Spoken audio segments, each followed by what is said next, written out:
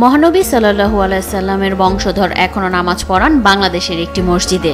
আওলাদের রাসূলগণ এখানে নামাজ পড়েন। বর্তমান হুজুর 36তম বংশধর আল্লাহ রাসূলের। এমন ভাবে বাংলাদেশে কোনো মসজিদে আওলাদের রাসূল নামাজ পড়ান কিনা সন্দেহ আছে। প্রায় 400 বছরের পুরনো এই মসজিদে গেলে দেখা মেলে নবীজির বংশধরের। এই মসজিদে পূর্বে মোট 14 জন আওলাদে রাসূল সাল্লাল্লাহু আলাইহি সাল্লামের খতিবের দায়িত্ব পালন করেছেন।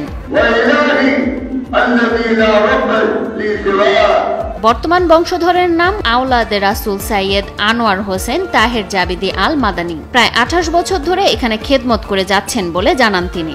আমি 1996 পহেলা রমজান থেকে আমি জুমার প্রথম খুতবা এখান থেকে শুরু করেছি, আজ পর্যন্ত আল্লাহ রাখছে প্রায় 28 বছরের মতো আমি এখানে দ্বীনের খেদমত করছি। মসজিদ নববীর রওজা পাকের দলিল ছিলেন আমার আব্বা, এবং ওনার রাসূলের রওজার চাবি ওনার হাতে ছিল। নবীজের বংশধরের আরশে নামাজ পড়তে প্রতিদিন হাজার হাজার মানুষ ওযু করে দাঁড়িয়ে যান একই কাতারে। সবার ধারণা এখানে আয়সা কিছু আল্লাহর কাছে প্রার্থনা করলে আল্লাহ কবুল করেন, এই আশা ভরসা নিয়ে অনেকে দূর দূরান্ত থেকে এখানে আসে। এটা একটা বুজুর্গ মসজিদ, এখানে আয়সা মানুষের নামাজ পড়ে তৃপ্তি পায়, এখানে আয়সা মানুষের বিভিন্ন আকতি বিনতি জানায়। মানুষের ভক্তি মসজিদে আছে, দূর দরাজ থেকে তারা বরকতের জন্য এখানে আসে এবং নামাজ আদায় করে, আল্লাহর কাছে প্রার্থনা করে। সাহাবায়ে কেরামরাও কয়েকজন এসে এখানে নামাজ আদায় করেছেন। 1666 খ্রিস্টাব্দের 27 জানুয়ারি চট্টগ্রামের তৎকালীন মুঘল শাসনকর্তা সুবেদার নবাব শায়েস্তা খাঁর পুত্র উমেদ খাঁ মগ ও পর্তুগিজদের একটি আস্তানার অভ্যন্তরে প্রবেশ করলে এর নামকরণ করা হয় আন্দরকিল্লা। আন্দরকিল্লা শাহী মসজিদের বয়স প্রায় 450 বৎসরের ঊর্ধ্বে। এই মসজিদ ঐতিহাসিক মসজিদ। এই মসজিদে প্রায় 250 বৎসর পর্যন্ত রাসূলের খানদানরাই জুমার ইমামতি করেছেন।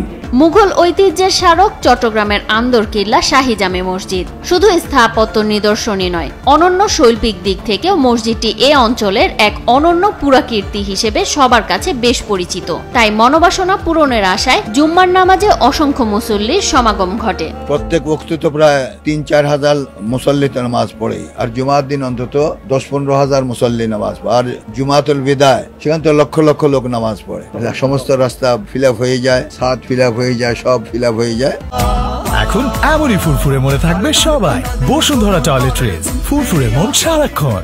ইসলাম ধর্মের সর্বশেষ ও সর্বশ্রেষ্ঠ নবী হযরত মুহাম্মদ সাল্লাল্লাহু আলাইহি সাল্লামের বংশধরদের এক নজর দেখতে, এমনকি এই মসজিদে এক ওয়াক্ত নামাজ আদায় করতে দেশের বিভিন্ন প্রান্ত থেকে আন্দরকিল্লায় আসেন মুসল্লিরা। এই মসজিদের একটা ঐতিহ্য, এটা তাৎপর্য অনেক অপরিসীম। আমি কাঠগড় পতেঙ্গা থেকে আমার মনের একটা স্পৃহা বা একটা মনের আনন্দের জন্য আমি এই মসজিদটাতে মাঝে মধ্যে নামাজ পড়তে আসি। এখানে তো আসলে নামাজ পড়ে একটা আলাদা ফিলিংস হয়, একটা আলাদা মজা পাওয়া যায়, যেটা অন্য জায়গায় গিয়ে পাওয়া যায়নি।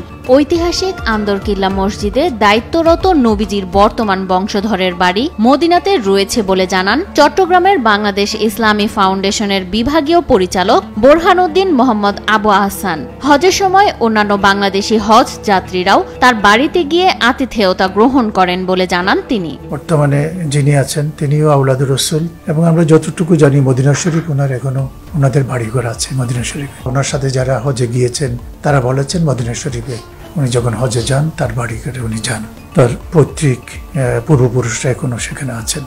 বয়সের ভারে কিছুটা যেন মলিন হয়ে গেছে ঐতিহ্যবাহী মসজিদটি, কোথাও কোথাও দেয়াল থেকে যেন খসে পড়ছে আস্তরণ। তাই প্রাচীনতম এই মসজিদটি নতুন করে সংস্কারের দাবি স্থানীয় মুসল্লি ও মুসলিম কর্তৃপক্ষের। বিস্তর এলাকা জুড়ে এরকম আর মসজিদ বাংলাদেশে নাই। এই যে মসজিদ ভাঙ্গা পড়তেছে, বিভিন্ন দিকে অনেক ধরনের সমস্যা। আমার রুমে কোনো পানি নাই, গ্যাস নাই, বিভিন্ন ধরনের সমস্যা।